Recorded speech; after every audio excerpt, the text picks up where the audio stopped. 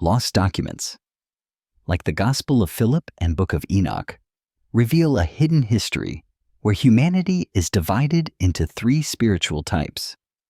Why were these texts suppressed? Could the truth challenge everything we've been taught? Subscribe to Premonition and uncover the mysteries with us. Beings of light, the forbidden knowledge of pure spiritual entities. The concept of beings of light extends beyond mere symbolism, representing a class of spiritual entities that are free from the physical constraints of our world. These luminous beings, as described in ancient banned texts, do not resemble human forms in any way. They are depicted as possessing a pure essence of light, existing as manifestations of the divine in a state of spiritual purity. Unlike humans, who are bound by the limitations of flesh, time, and space, these entities live outside the constraints of physical reality. Their form is light itself, a manifestation of Diyin energy that is not subject to decay or destruction. Theological context: the light and divine connection. In religious and spiritual traditions, light has often been a symbol of divine wisdom, truth, and presence. In the Christian tradition, light is frequently associated with the presence of God. In the New Testament, for example, Jesus is referred to as the light of the world. John 8:12. The beings of light, as described in the Gnostic texts, such as the Gospel of Philip, are seen as emanations from God's very essence, extensions of divine truth, wisdom, and purity. These beings embody divine knowledge in its most untainted form, existing without the need for rituals, mediators, or temples. Their existence is entirely autonomous, reflecting a direct communion with the divine. This aligns with the Gnostic belief that salvation comes from hidden knowledge, gnosis, accessible through inner spiritual awakening rather than through external, institutionalized teachings. Forbidden knowledge and the role of religious institutions. One of the key reasons why the knowledge of beings of light was suppressed is that it posed a direct challenge to the religious hierarchies of the time. The church and religious institutions in general played an essential role in mediating between the divine and humanity. The idea that humans could possess a direct connection to the sacred, bypassing priests, rituals, and temples, threatened the authority of these institutions. The notion that beings of light existed in an eternal state of communion with the divine, without need for a structured faith system, undermined the very foundation of religious control. Religions, particularly Christianity, developed systems where spiritual contact with the divine was believed to be mediated through sacraments, priests, and holy texts. To claim that there were beings who existed in direct communion with God, without the need for any intermediary, was seen as dangerously radical. It also suggested that all humans might have a latent spiritual power or potential that could lead to personal communion with the divine, a message that could destabilize the established religious order. Beings of light and the Gospel of Philip. In the Gospel of Philip, a text that was excluded from the Christian canon, there is a description of beings of light as reflections of the divine light. The Gospel speaks of a higher spiritual state that transcends material existence. According to Gnostic teachings, the human soul, too, is believed to contain a spark of the divine, a trace of the original light from which all creation emanated. This belief is echoed in the mystic traditions of many religions, where light represents an inner, sacred knowledge that one must awaken to. In this view, the beings of light are not separate from humanity, but rather serve as reflections of what humans could potentially become, enlightened beings connected directly to the divine. The prophetic tradition in the Bible. Beings of light and their role in spiritual awakening. The Bible itself contains instances where spiritual beings of light appear to prophets, offering guidance and revealing divine truths. For example, in the Old Testament, the angel of the Lord is often described as appearing as a figure of light, as seen in the encounter with Moses on Mount Sinai. The pillar of fire that led the Israelites through the desert is also a manifestation of divine light, symbolizing God's guidance and presence. Exodus 13:21-22. Similarly, the Apostle Paul describes his conversion experience on the road to Damascus, where a blinding light from heaven knocked him to the ground, signaling a direct encounter with the divine. Acts 9:3-6.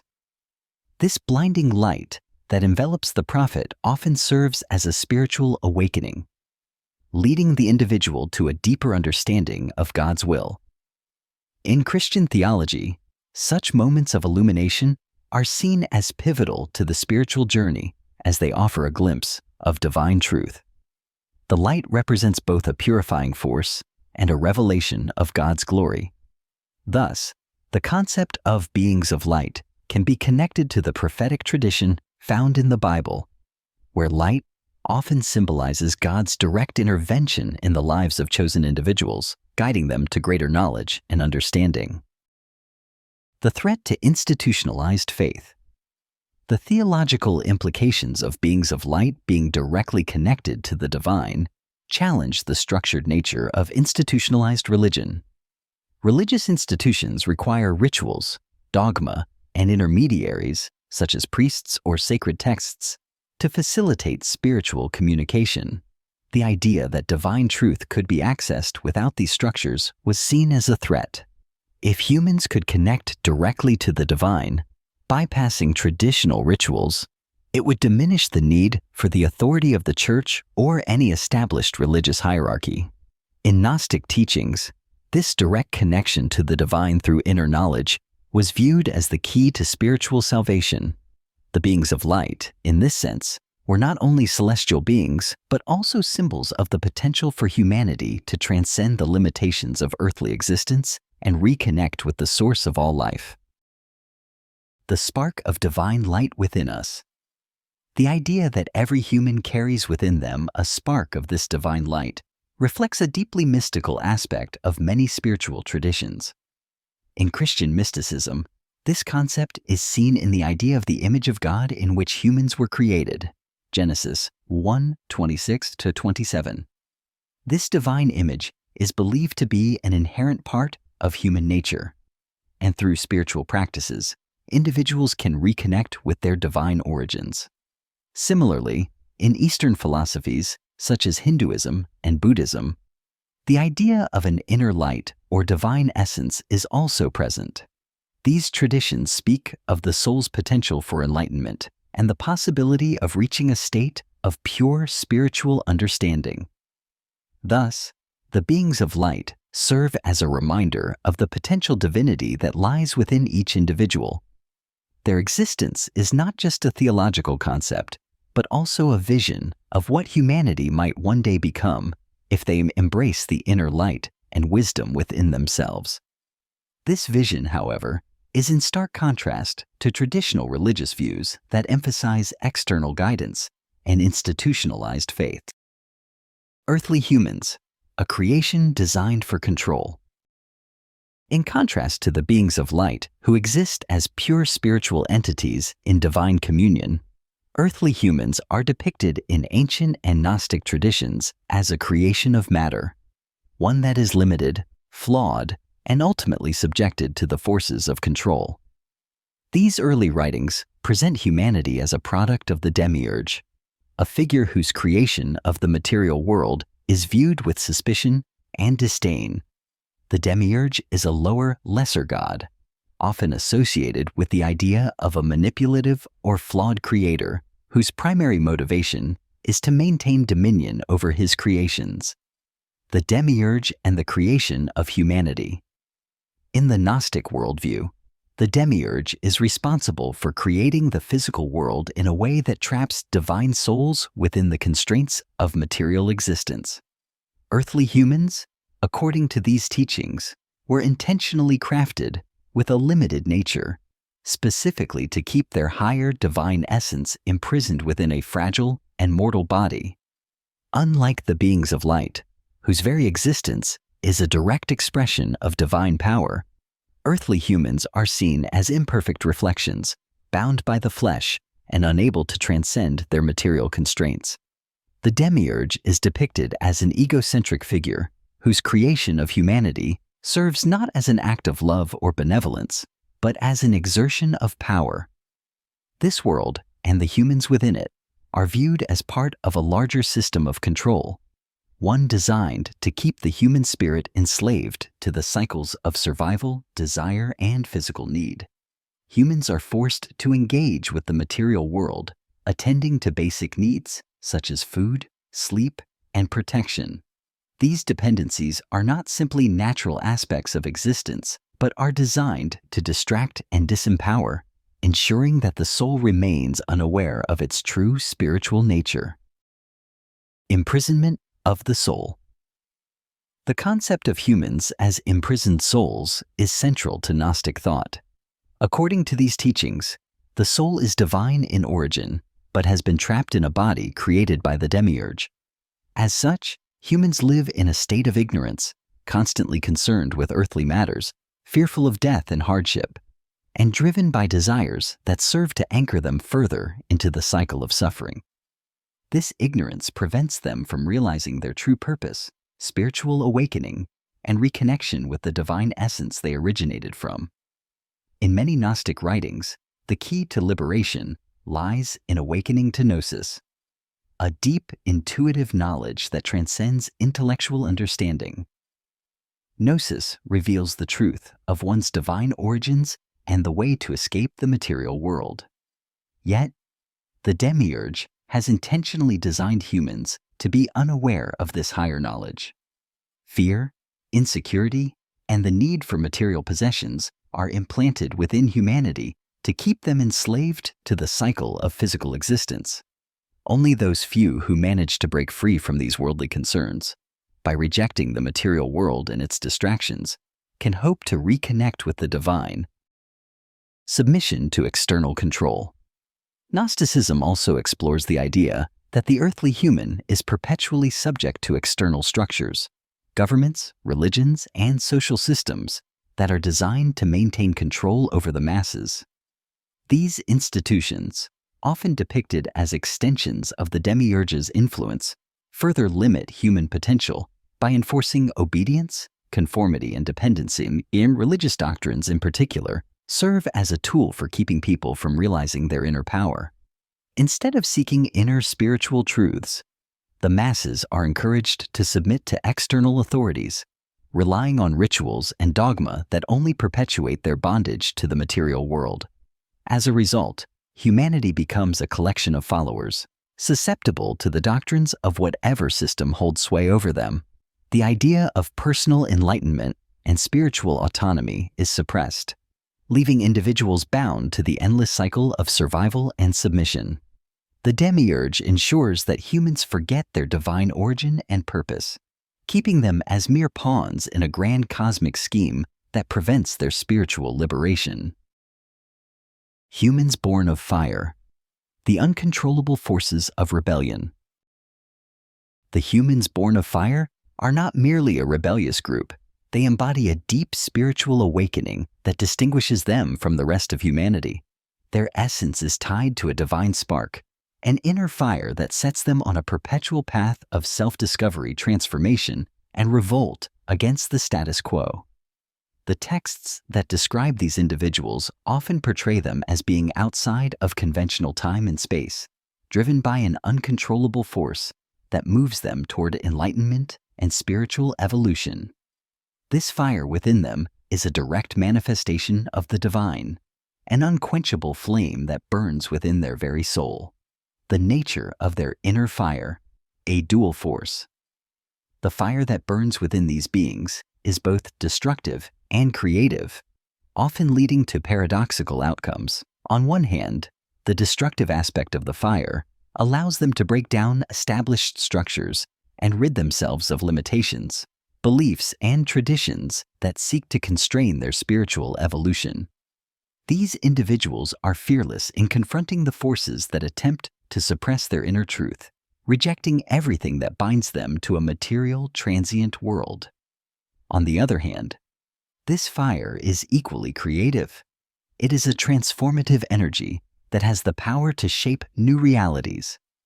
It pushes the born of fire to create new systems, ideologies, and paths to spiritual awakening. Paths that are not governed by earthly institutions, but rather by the deep wisdom that springs from their inner connection to the divine. The fire drives them to seek truth beyond the physical world, to look within themselves for the answers that others might be too fearful or indoctrinated to seek.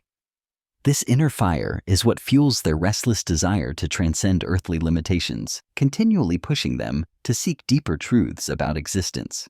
It is this fire that propels them into rebellion against any form of oppression or control, whether religious, political, or societal. The born of fire understand that the world is not as it seems, and they cannot accept the reality dictated by external forces. They refuse to be shackled by any force that seeks to confine their inner potential. The spiritual role of the born of fire in the cosmic narrative.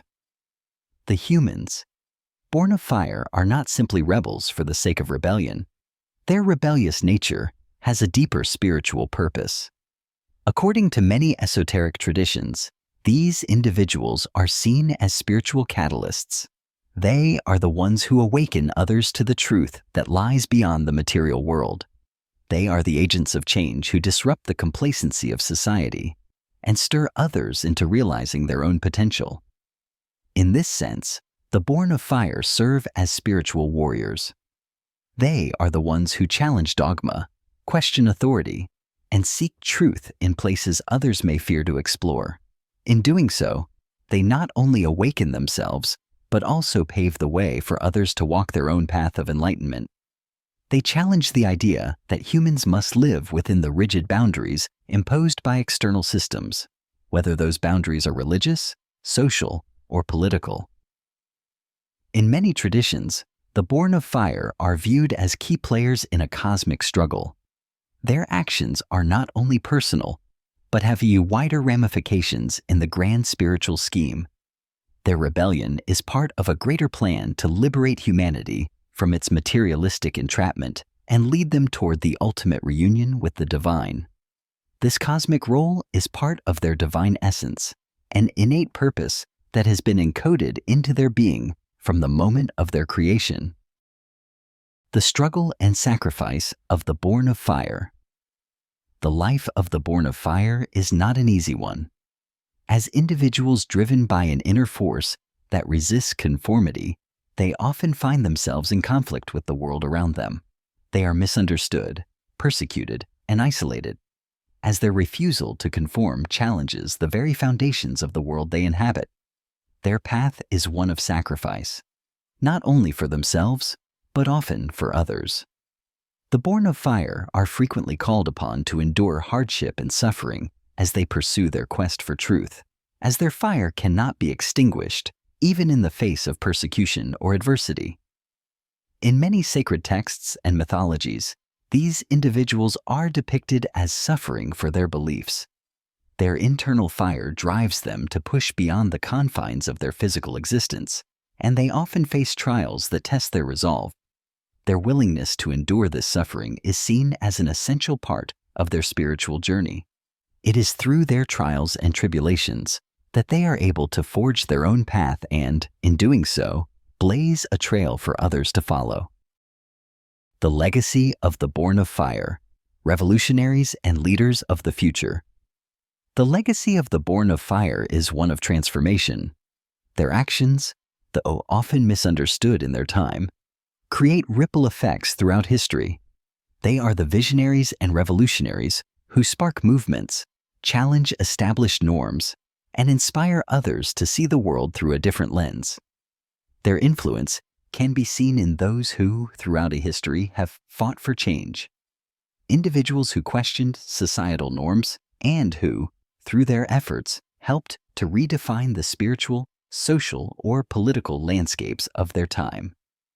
Whether through art, philosophy, or spiritual practices, the born of fire continue to inspire future generations. Their message is one of empowerment, encouraging individuals to look beyond the surface and seek deeper truths about the nature of existence. In their rebellion against the forces of control, they become symbols of the potential for humanity to break free from its own limitations and realize its true spiritual power. The final revelation suggests that within every human lies a latent potential waiting to be discovered, whether as beings of light, earthly humans, or born of fire. Understanding and embracing our true essence is the key to breaking the invisible chains that bind us to a limited existence. What if everything you've been told about humanity is only part of the story? What if the truth has been hidden in plain sight all along? Subscribe to the channel now and join us in uncovering the mysteries that could change everything.